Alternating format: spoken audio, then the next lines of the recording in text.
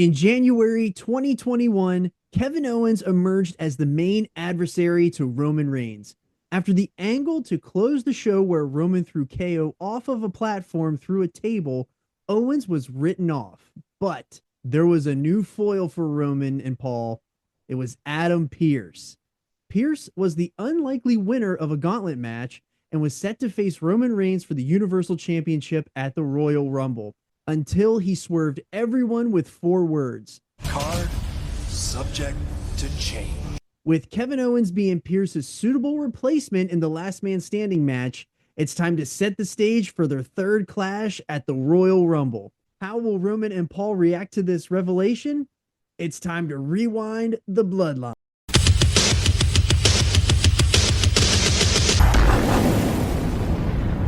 Before we get started, be sure to acknowledge us. Like the video, subscribe to the channel, and leave a comment on what your thoughts are on this Bloodline story in early 2021. It's the best way to support the channel, and it helps us grow. But before we get to the fallout of Pearce swerving Roman, we were so jam-packed last week with everything that was going on. So we didn't get to see anything behind the scenes. So Goose, how about you kick us off at Dirt Sheet Beach? Yeah, I got a couple of little nuggets here to get started. So the first is from the January 4th, 2021 edition of the Observer newsletter. Dave said that Daniel Bryan announcing on that Smackdown show for the Royal Rumble is very interesting.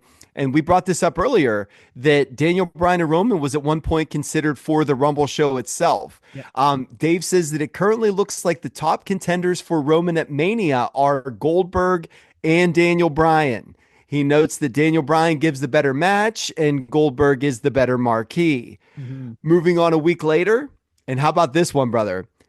Damian Priest was at one point scheduled to debut on the New Year's Day SmackDown show. Ooh. He was going to be put together with Kevin Owens to feud with Roman and Jay.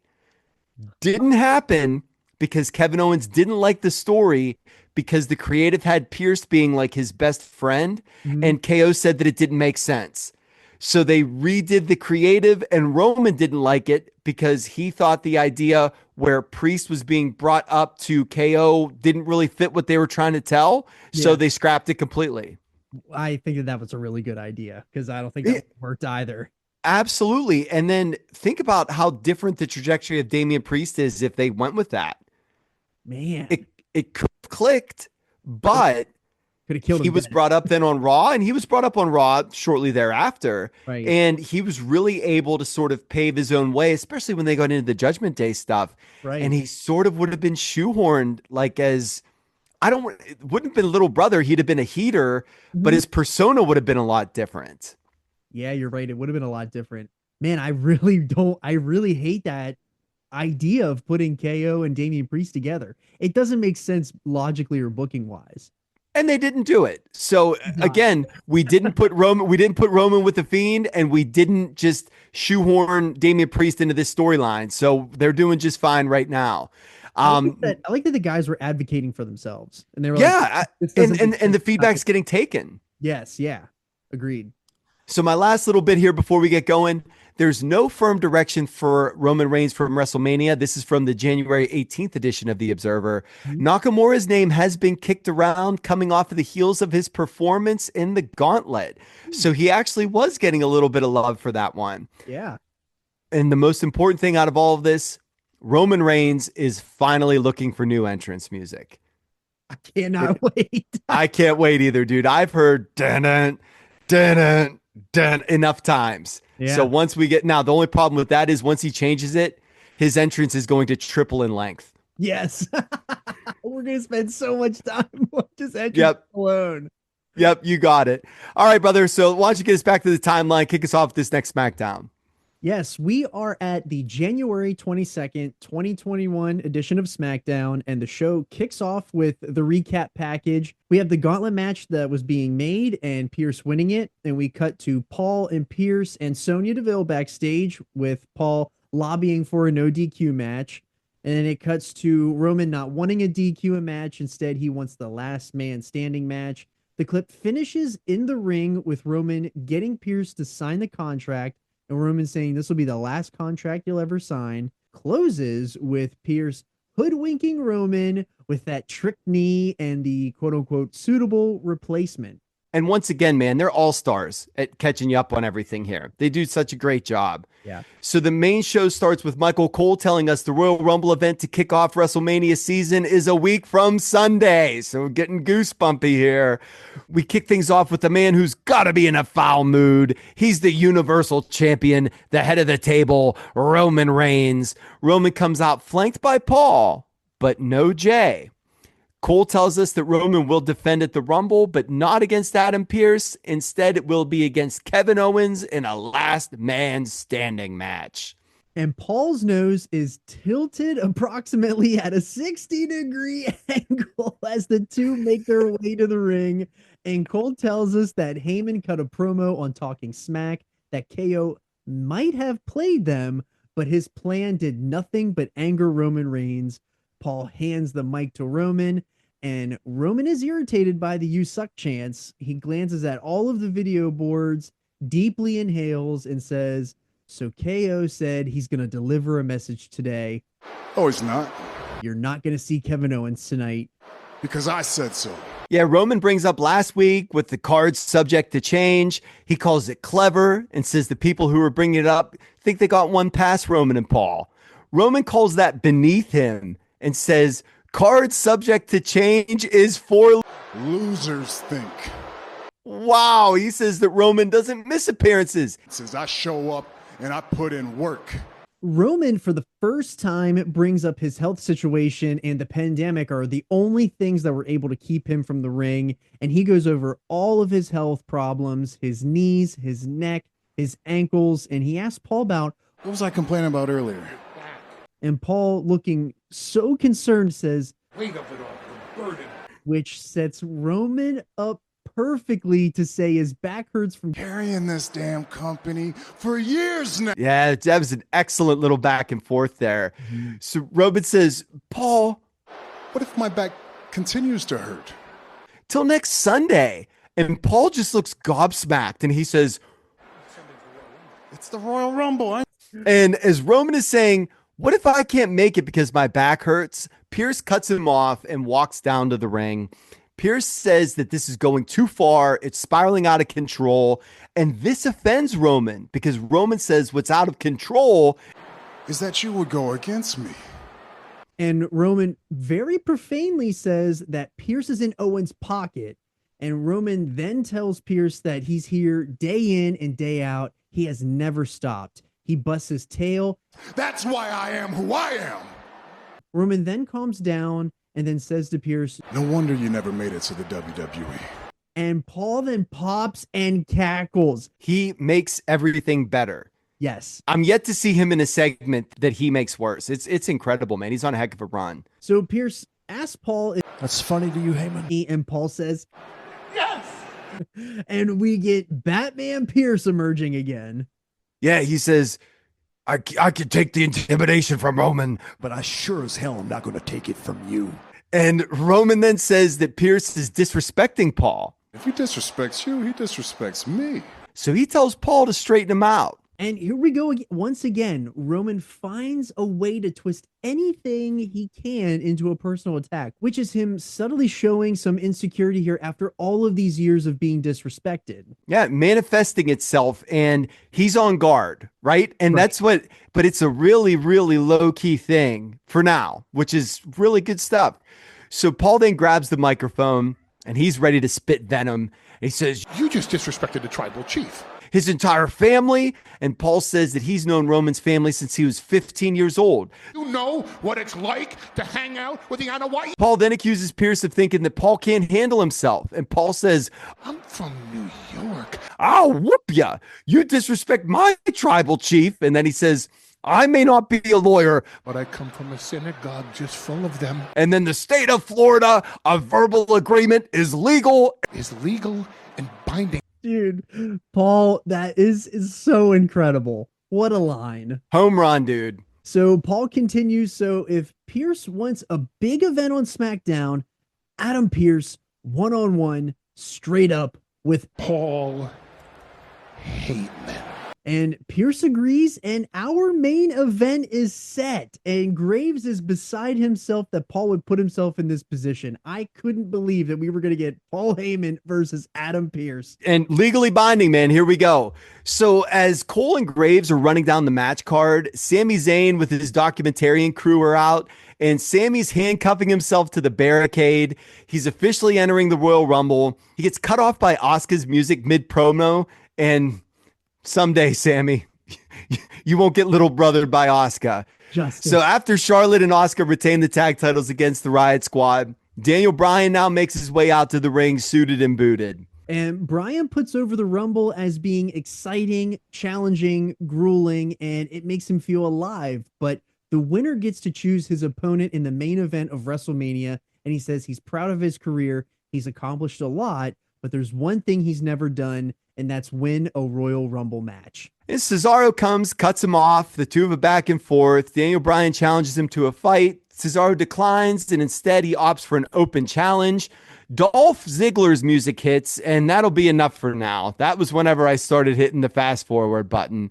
So Cesaro won, and then Sasha Banks beats Reginald in a match. We cut backstage, and Roman's sitting in his leather chair with Heyman behind him, and Paul calls Roman brilliant and says, "We got it." And Roman is looking totally confused, and he goes, We.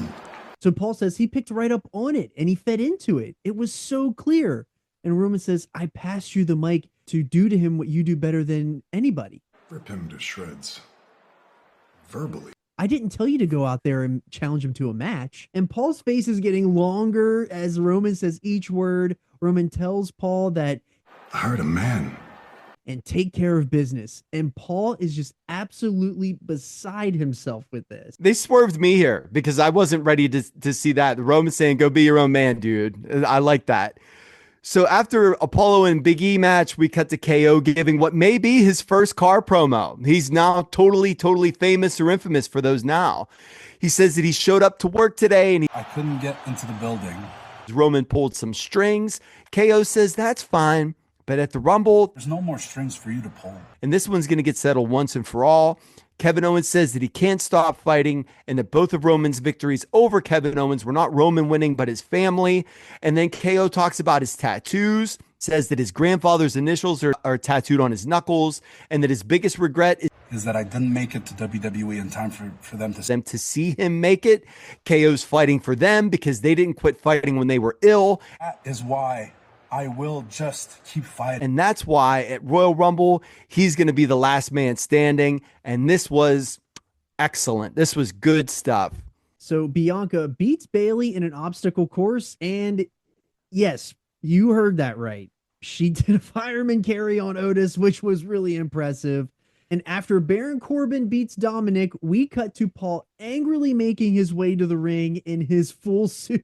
And after a commercial, we cut to the ring and Adam Pearce is in his producer's jacket, sweats, and sneakers again. Yeah, we cut back to last week's contract signing, and Cole's telling us for once Roman Reigns did not have the upper hand. Heyman comes out still in the full suit, but the tie's slightly untied, and he's taping his fists. I love Paul is walking up the steps, dude, and as he's making his way up, his bum knee goes out. So now Paul is on the ground, flopping around. He tells the official, I'm fine. And he's sitting on the floor, and he says to Pearce, you know what they say? Card subject to change. I thought that he genuinely just blew a flat tire right on that step. He played that so good. I thought it was incredible. He took that little, not even a bump, but that little misstep, like a man that's taken some missteps in his life. Yes. You know what I'm saying? So Roman's music hits, and now Roman is coming out in his t-shirt, joggers, and patent leather ones. This is interesting because Roman now has to take care of Heyman's business. So there will be consequences. Now Roman hits the ring. He hits a Superman punch, and Pearce rolls out. Paul is on the outside barking that he has.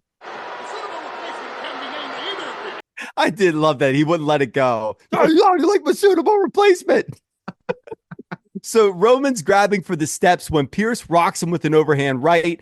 Roman's now livid. He low blows Pearce with a kick and throws him over the barricade.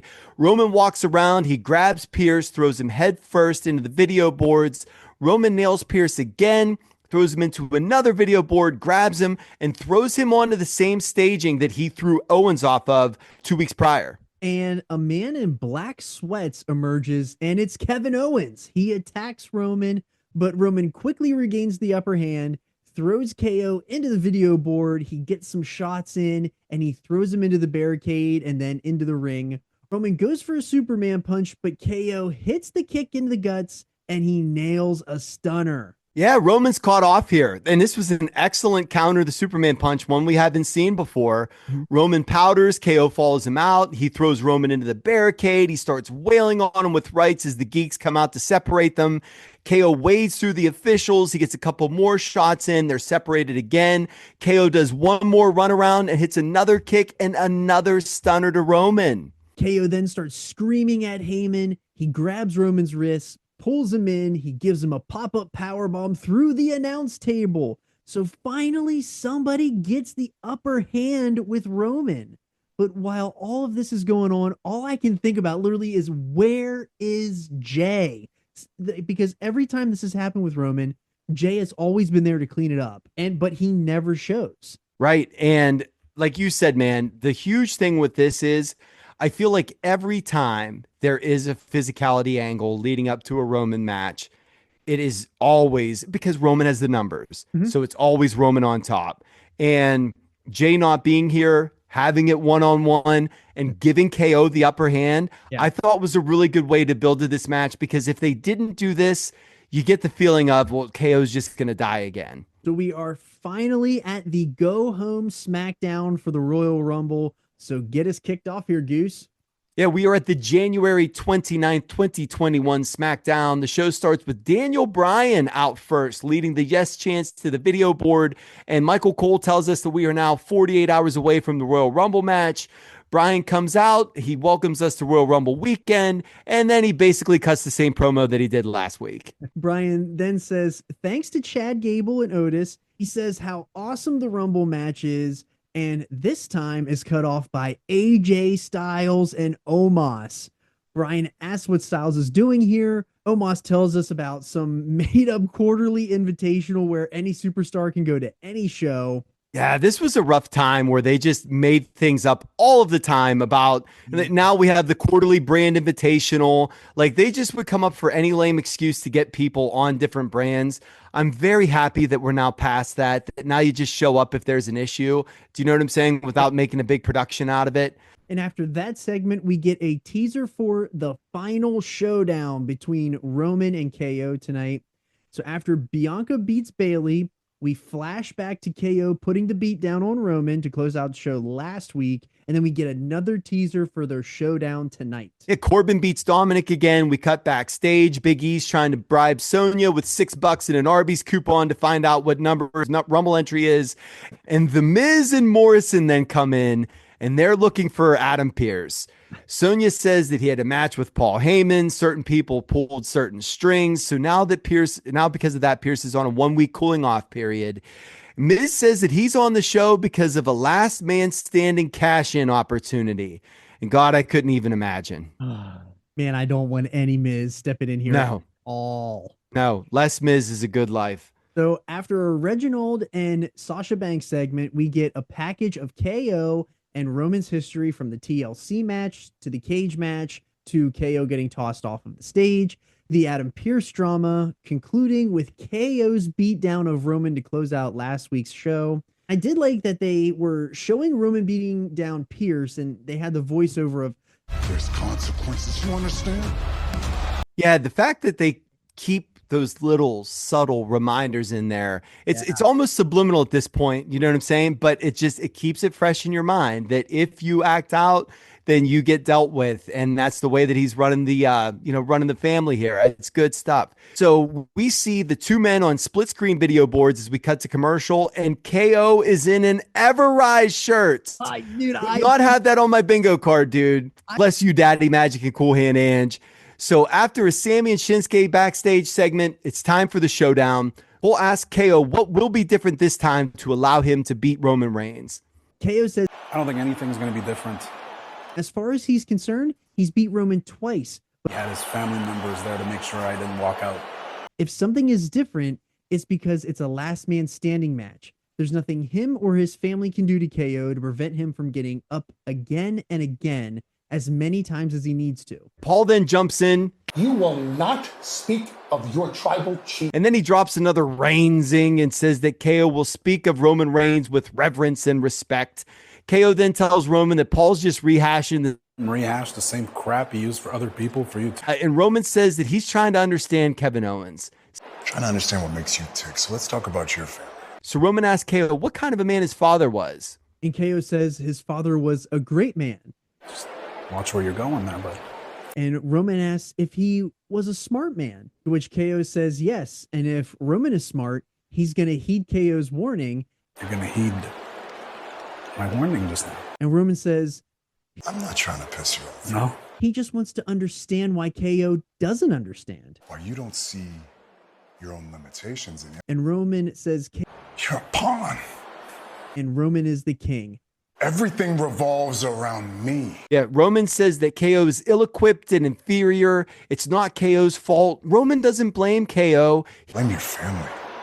He says that because KO thinks he has a chance, he's a fool. And if KO's a fool, Your father's a fool. and if his dad's a fool, That means your grandfather's a fool.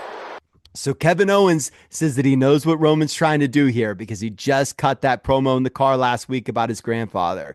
And he says about the tattoos on his knuckles, and he warns Roman again about what he's saying and tells them Sunday. We're not going to be in separate rooms. We're going to be in the same ring.